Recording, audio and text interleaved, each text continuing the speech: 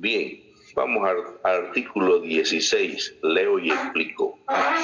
El Banco Central administrará y manejará sus reservas internacionales, pudiendo invertirlas y depositarlas en custodia, así como disponer y ignorar las mismas.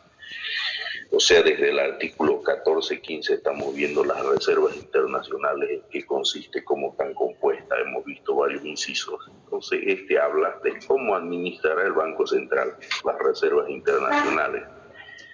Conocemos que está cayendo mucho el nivel de reservas internacionales y por el otro lado está incrementándose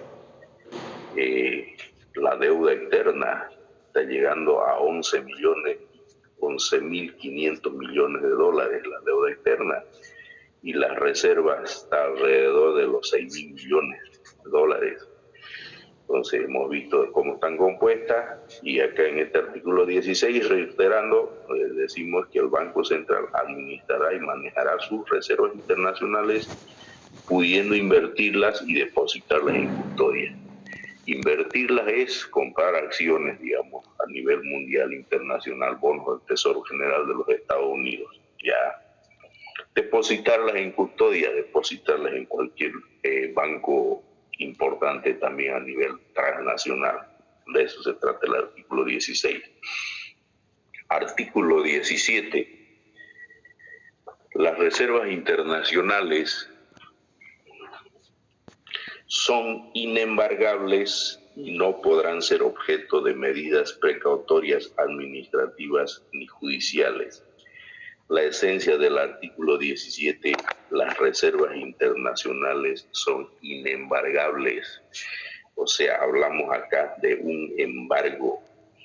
Desde la parte financiera, en la operativa de los bancos, embargan un bien cuando un cliente no ha podido pagar su crédito, ha dejado una casa en garantía. Entonces, ¿qué hace el banco si el cliente no ha pagado?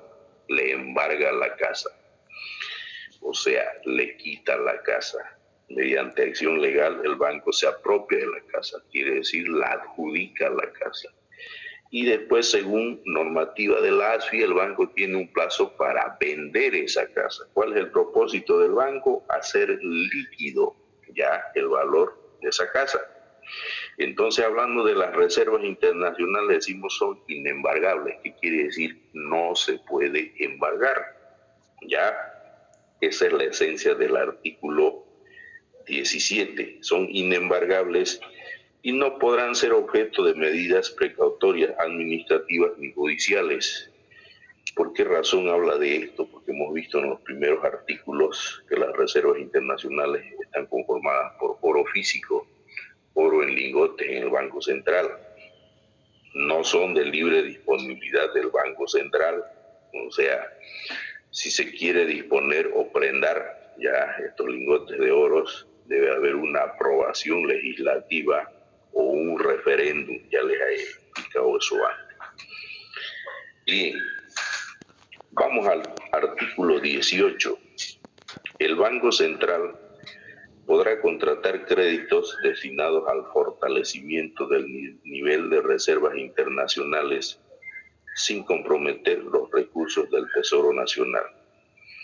Esto ocurre cuando el nivel de reservas internacionales es bajo. Este nivel que tenemos ahora todavía es alto. Ya. Reitero, el máximo que llegó fue el 2014-2015 a 15.300 millones de dólares el nivel de reservas internacionales. En este momento está alrededor de 6.000 millones de dólares. Hace unos años atrás, 20, 25 años, el país igual estaba en crisis, ¿ya? Y nuestro nivel de reservas internacionales llegaba apenas a 400 millones de dólares, o sea, extremadamente bajo. Si pedíamos crédito a algún organismo internacional, llámese el Fondo Monetario Internacional, el Banco Interamericano de Desarrollo, el Banco Mundial, la Comunidad Andina de Naciones, etcétera, etcétera, que nos presten créditos, nos negaban. ¿Por qué? Porque nuestro nivel de reservas era bajísimo. Como países subdesarrollados, país chico, no éramos elegibles para que nos dé un crédito. ¿Qué hicimos? En el artículo 18 estamos hablando de pedimos al Fondo Monetario Internacional que nos dé un préstamo de 600 millones de dólares.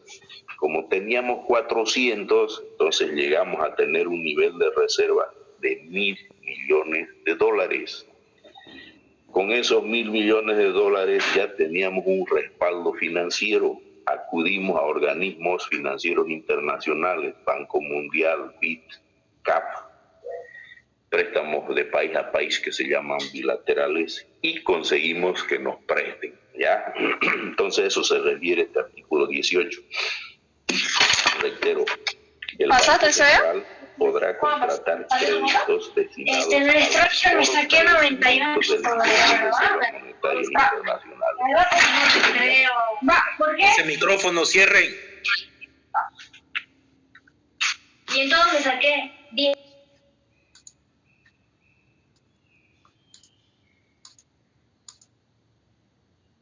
400 millones, era insuficiente, nos prestamos 600, llegamos a 1.000 y pudimos tomar créditos de otros organismos financieros internacionales. Siguiente, funciones del Banco Central en materia cambiaria. El Banco Central, la única entidad que puede fijar el tipo de cambio de nuestra moneda, ya el boliviano, con respecto a otras monedas ya de otros países. Para hacerlo sencillo esto, simplemente vamos a hablar de fijar el tipo de cambio del boliviano con respecto a la cotización del dólar americano. Ya leemos el artículo 19 y explicamos después. Dice el artículo 19, el Banco Central de Bolivia establecerá el régimen cambiario y ejecutará la política cambiaria, normando la conversión del boliviano en relación a las monedas de otros países y los procedimientos para determinar los tipos de cambio de la moneda nacional. Estos últimos deberán publicarse diariamente. Hace muchos años atrás, del año 1982 al 85, hubo una hiperinflación en Bolivia. Ya llegó a tal nivel la hiperinflación que entonces se manejaban los pesos bolivianos. El peso boliviano, como la moneda de uno que teníamos en ese tiempo, llegó a tener 6 ceros más, o sea, 1.000.000 de pesos bolivianos. No valía nada la moneda. Entró un nuevo gobierno el año 1985, lanzó un decreto supremo 21060 y creó el bolsín del Banco Central de Bolivia.